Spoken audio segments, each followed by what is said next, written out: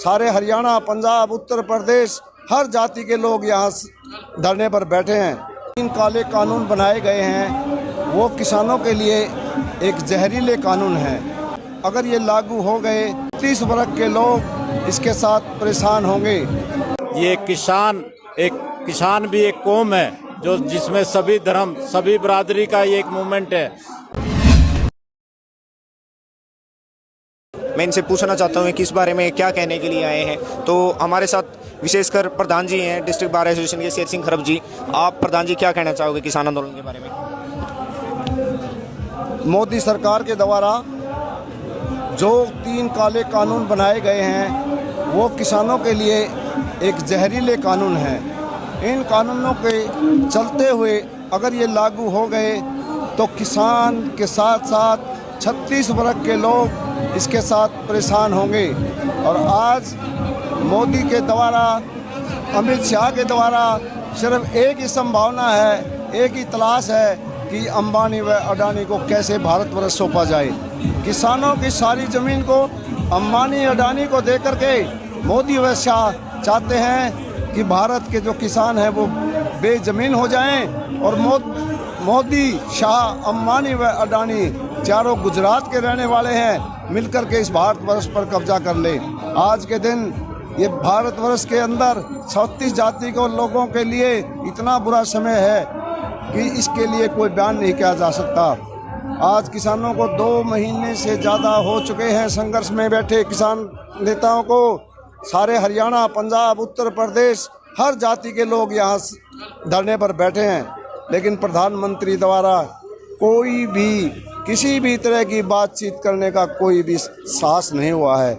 मेरी आदरणीय प्रधानमंत्री श्री मोदी से आग्रह है, प्रार्थना है कि इस बात को जल्दी से जल्दी निपटाने की कोशिश करे और इन काले कानूनों को वापस ले, अन्यथा इस देश के अंदर बहुत बड़ा संघर्ष फैल जाएगा जो भाजपा सरकार द्वारा काबू में नहीं आएगा। मेरी यही प्रार्थना दोबारा से है कि इस संयुक्त किसान मोर्चा के द्वारा जो आंदोलन किया जा रहा है इसको, इन काले कानूनों को वापस लेकर के इनको समाप्त करके इस धरने को ख़त्म करवाया जाए। जय हिंद। प्रधान जी, एक बात और थी, जिस प्रकार किसान आंदोलन को बदनाम करने की कोशिश की गई और खालिस्तान का नाम दिया गया। जैसे आपने पीछे देखा आंदोलन हरियाणा में जब जाट आरक्षण आंदोलन हुआ तो यहाँ मुरथल के पास एक मीडिया ने फर्जी मुरथल रेपकांड चलाया, जिसकी वजह से एक जाटों को देशद्रोही, बलात्कारी करने की प्रूव करने, उसी प्रकार खालिस्तानी इस किसान आंदोलन को खालिस्तानी प्रूव करने की कोशिश की गई। इस बारे में आप क्या कहोगे? ये भारतीय जनता पार्टी का शुरू से ही इस तरह का हथकंडा रहा है कि ये बदनाम करके हमारे किसान संघर्ष को फेल करना चाहते हैं। यही इनकी नीति थी। किसान ने आज तक कभी भी ना झंडे का अपमान किया है, ना कभी कोई दंगा किया है, ना कभी कोई फसाद किया है, ना ही 2 महीने से ज़्यादा हो चुके हैं आज के दिन। एक भी कोई आदमी ये नहीं कह सकता कि किसानों के द्वारा किसी से कोई लूटपाट की है, किसी से कोई मारपीट की है। ये भाजपा द्वारा हमारा आंदोलन फैल करने के लिए सारी उनकी साजिश थी, जो 24 घंटे के अंदर अंदर ही किसानों ने अपने आत्मविश्वास से और लोगों के सहयोग से उसको समाप्त कर दिया है। जिस प्रकार राकेश टिकैत जी के साथ एक गुज्जर विधायक जी थे, नकुल छोकर जी, आप हमारे सीनियर मोस्ट एडवोकेट हैं, वो उस घटना के बारे में आप क्या कहोगे? जो गाजीपुर उस पे 26 को हुआ वो बहुत ही शर्मनाक, निंदनीय था और ऐसी घटना कभी भी नहीं होनी चाहिए। ये किसान भी एक कौम है जो जिसमें सभी धर्म, सभी बिरादरी का ये एक मूवमेंट है। और ये मोदी ने इतना समय गवा दिया, ये तो उसने पहले ही तीनों ये काले कानून वापस लेने चाहिए। अब तो ये अपनी कब्र खुदवा के वापस लेगा और उसको इतिहास कभी भुला नहीं पाएगा। और इस आंदोलन ने, इन किसानों ने ऐसा सिखा दिया, ऐसा शांति प्रिय आंदोलन तो शायद महात्मा गांधी के समय में भी नहीं हुआ था। और उसके गांव ने ही उसका बहिष्कार किया है। वो एक भाड़े का टट्टू था, मैं तो उसको ये कहूँगा भाड़े का टट्टू था। अगर मुझे कोई गलत आदेश दे या मेरी आत्मा उसको नहीं माने तो वे पहले किसान हैं हम, बाद में हमारी कोई कौम है। हमारे साथ संदीप रोड जी हैं, जो इन्होंने अपने गांव छिछराना से और यहाँ तक सिंगू बॉर्डर तक पैदल मार्च किया था और ये वहाँ तक एक सांस में पैदल आए थे।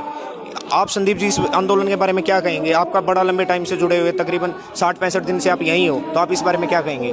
ये आंदोलन हर छत्तीस बिरादरी का आंदोलन है, गरीब मजदूर का आंदोलन है, किसान का आंदोलन है। मैं पैदल इसलिए चल के आया था कि मैं मोदी सरकार को अपने द्वारा ये बताना चाहता था कि आप हमें कष्ट क्या दोगे। हम खुद कष्ट ले उठा के पैदल यात्रा करके हम यहाँ आंदोलन में पवित्र जगह, हमारे आंदोलन की सबसे पवित्र जगह सिंधु बॉर्डर संयुक्त किसान मोर्चा, हमने यहाँ अपनी हाजिरी दर्ज की और इस काले कानून का विरोध किया।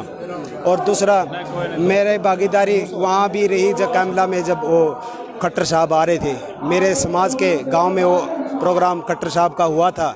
हमने वहाँ जाके 5-6 दिन अपने जवान साथियों को समझाया कि ये हमारी कौम को बेचने का काम हमारा एमएलए कर रहा है और हमें अपनी कौम को बिकने नहीं देंगे। और हमारे साथी सभी हमारे बात में आए, उनको पता चला और उन्होंने उसका विरोध किया और हमने उस खट्टर को वहाँ से पेल दिया और हम इस काले कानून का विरोध करने आए हैं। और जो हम परसों जो ईंट पत्थरों से यहाँ आरएस के गुंडों ने हमला किया, हम उसकी निंदा भी यहाँ करने। हमारे साथ सुरेश चोकर जी हैं जो हमारे सीनियर मोस्ट एडवोकेट हैं। आप सुरेश चोकर जी बड़े लंबे टाइम से जुड़े हुए हैं। आज इनकी रिक्वेजिशन पे कॉल की गई डिस्ट्रिक्ट बार एसोसिएशन में और वकीलों के द्वारा एक ऐलान किया गया पानीपत बार ऐतिहासिक से कि कोई भी वकील किसी भी किसान साथी से पैसा नहीं लेगा और अपनी जेब से पैसा लगाएगा। इस बारे में सुरेश चोकर जी क्या कहेंगे?